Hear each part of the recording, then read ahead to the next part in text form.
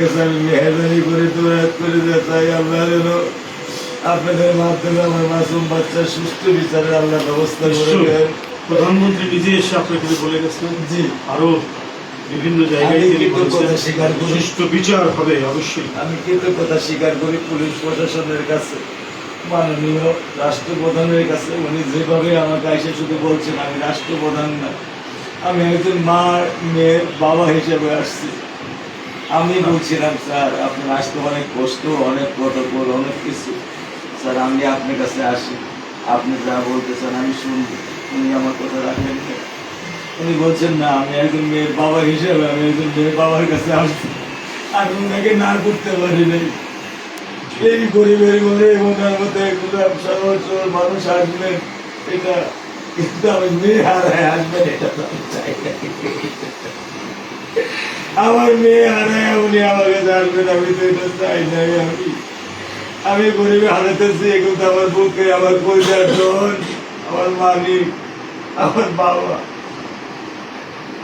ওরে স্যার আমি একটা মিনিট থাকতে পারতাম না, 8টা বাজলে ফোন দেওয়া শুরু করতো, বাবা তুমি কখন আসবা, বাবা কখন আসবা, কেন মা, আমি বারান্দায় তাকায় দেখবো বাবা তুমি আসবা, আমাকে নিচে নিচে নামাইতে ঘুরাবা। আমি কখনোই ওকে একা ছাড়তাম না, কখনো আমি ওকে একা ছাড়তাম না। কিসমত ছিল আমার বাচ্চা। আল্লাহ ভাষা নাই, আপনাকে সান্ত্বনা দেওয়ার ভাষা নাই। আল্লাহ আল্লাহ আপনার এই জীবনে এত বড় বিপদ, এত বড় ক্ষতির তবে এটা বলে রাখি যে সর্বোচ্চ যে সাজা সেই সাজা হবেই, আদালত সে সাজা দেবে। সরকারের যে যা ন্যায়সঙ্গত সেটা আল্লাহ অবশ্যই আমার মেয়ে কয়জন মাশাআল্লাহ, ছেলে মেয়ে কয়জন? আমার দুইটা রামেশ রাইসা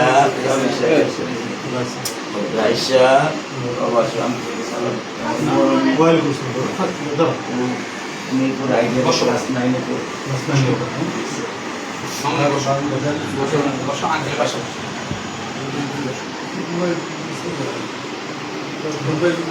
কোন বিষয়ে ছিলেন, কোন ক্লাসে পড়ো বাবা তুমি?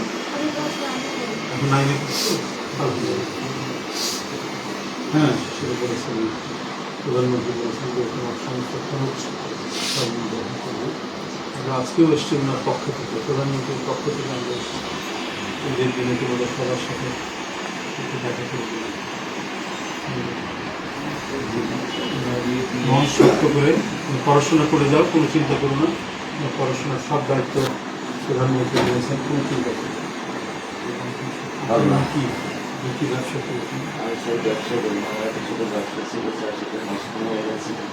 পরবর্তীতে আমার বন্ধু একটা ম্যান পাওয়ারের ব্যবসা আছে, জি যেখানে স্যার আমি চাকরি করতেছি। আচ্ছা,